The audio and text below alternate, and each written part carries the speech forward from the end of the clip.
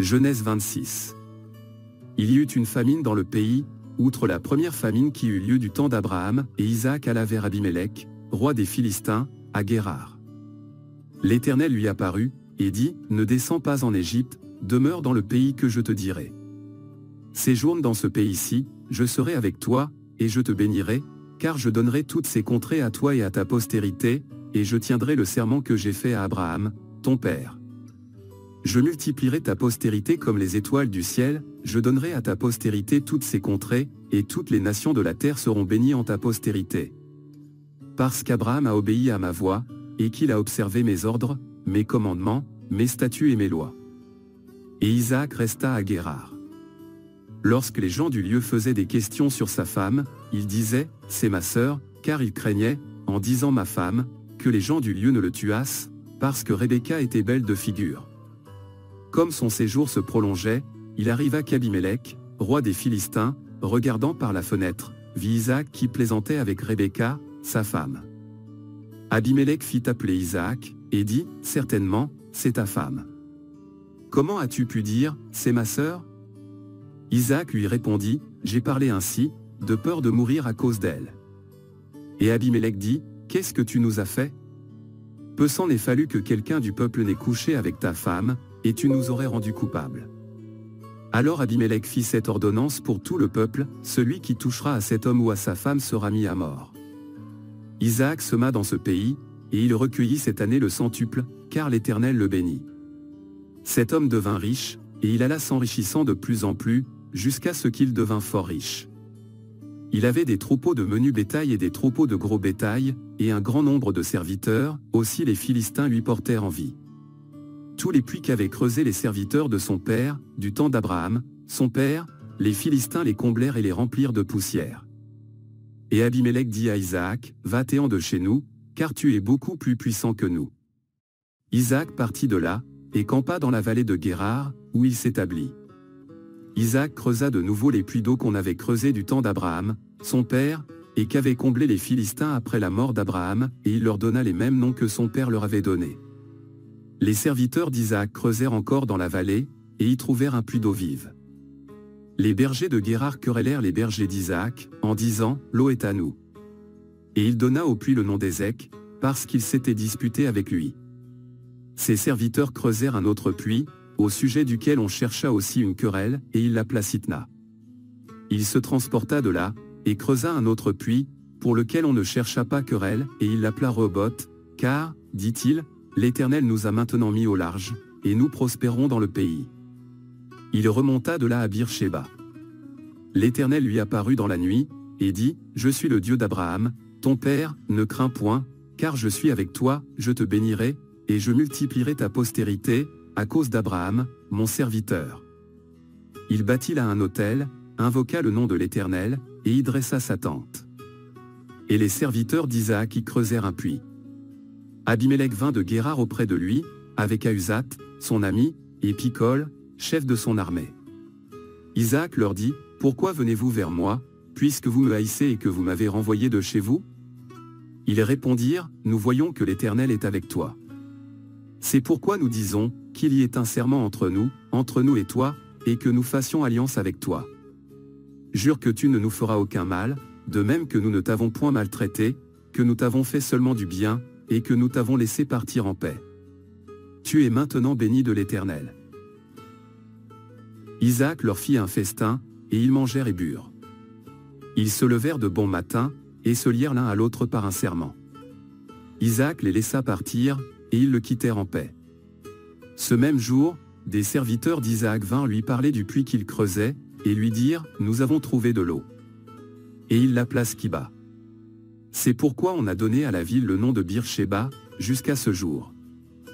Ésaü, âgé de 40 ans, prit pour femme Judith, fille de Béhéri, le Héthien, et Basmath, fille d'Élon, le Héthien. Elles furent un sujet d'amertume pour le cœur d'Isaac et de Rebecca. Genèse 27. Isaac devenait vieux, et ses yeux s'étaient affaiblis au point qu'il ne voyait plus. Alors il appela Ésaü, son fils aîné, et lui dit, mon fils. Et il lui répondit, me voici. Isaac dit, voici donc, je suis vieux, je ne connais pas le jour de ma mort. Maintenant donc, je te prie, prends tes armes, ton carquois et ton arc, va dans les champs, et chasse-moi du gibier. Fais-moi un mets comme j'aime, et apporte-le-moi à manger, afin que mon âme te bénisse avant que je meure. Rebecca écouta ce qu'Isaac disait à Ésaü, son fils. Et Ésaü s'en alla dans les champs, pour chasser du gibier et pour le rapporter.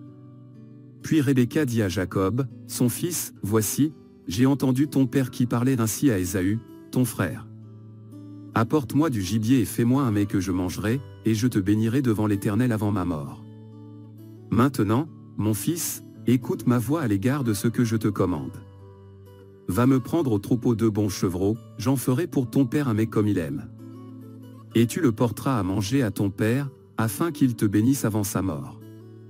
Jacob répondit à sa mère, voici, Ésaü, mon frère, est velu, et je n'ai point de poil.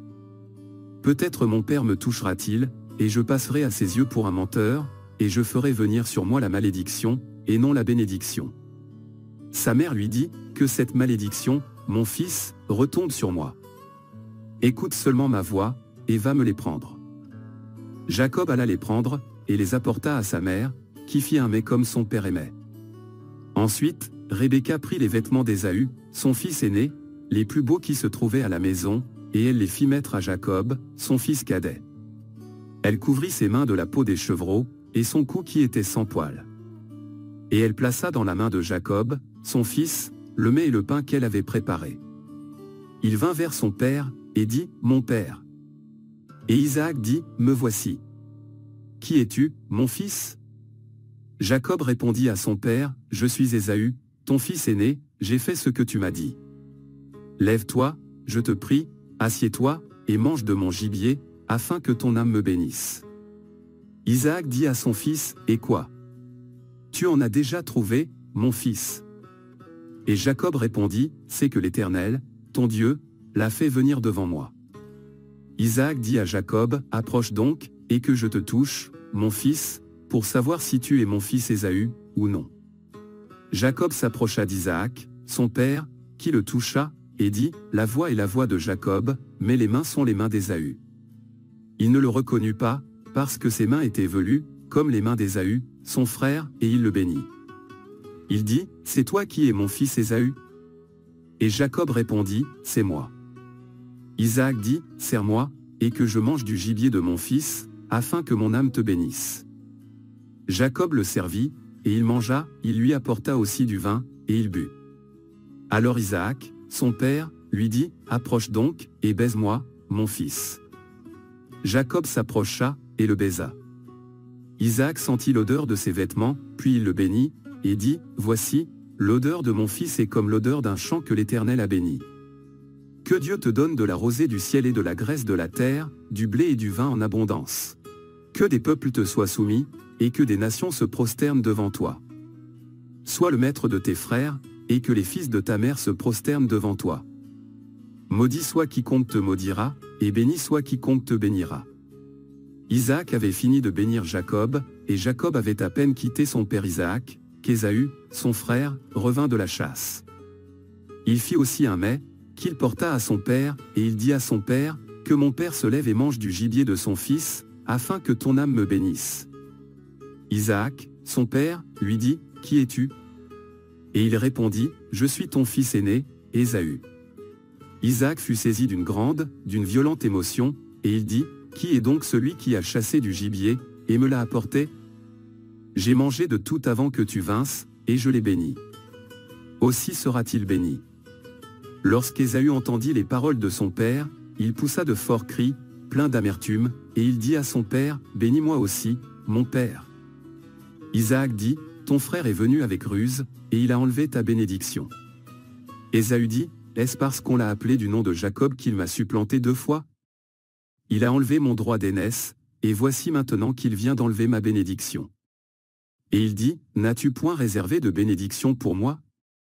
Isaac répondit, et dit à Ésaü, voici, je l'ai établi ton maître, et je lui ai donné tous ses frères pour serviteurs, je l'ai pourvu de blé et de vin, que puis-je donc faire pour toi, mon fils? Ésaü dit à son père, n'as-tu que cette seule bénédiction, mon père? Bénis-moi aussi, mon père. Et Ésaü éleva la voix, et pleura. Isaac, son père, répondit, et lui dit, voici. Ta demeure sera privée de la graisse de la terre et de la rosée du ciel, d'en haut. Tu vivras de ton épée, et tu seras asservi à ton frère, mais en errant librement çà et là, tu briseras son joug de dessus ton cou. Ésaü conçut de la haine contre Jacob, à cause de la bénédiction dont son père l'avait béni, et Ésaü disait en son cœur, les jours du deuil de mon père vont approcher, et je tuerai Jacob, mon frère. On rapporta à Rebecca les paroles d'Ésaü, son fils aîné. Elle fit alors appeler Jacob, son fils cadet, et elle lui dit, voici, Ésaü, ton frère, veut tirer vengeance de toi, en te tuant. Maintenant, mon fils, écoute ma voix. Lève-toi, fuis chez Laban, mon frère, à Charan. Et reste auprès de lui quelque temps. Jusqu'à ce que la fureur de ton frère s'apaise, jusqu'à ce que la colère de ton frère se détourne de toi, et qu'il oublie ce que tu lui as fait. Alors je te ferai revenir. Pourquoi serais-je privé de vous deux en un même jour? Rebecca dit à Isaac, je suis dégoûté de la vie, à cause des filles de Heth. Si Jacob prend une femme, comme celle-ci, parmi les filles de Heth, parmi les filles du pays, à quoi me sert la vie?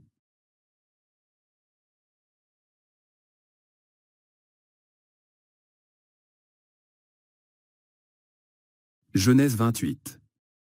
Isaac appela Jacob, le bénit, et lui donna cet ordre, tu ne prendras pas une femme parmi les filles de Canaan.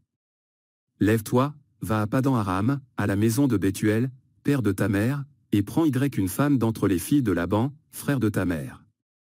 Que le Dieu Tout-Puissant te bénisse, te rende fécond et te multiplie, afin que tu deviennes une multitude de peuples.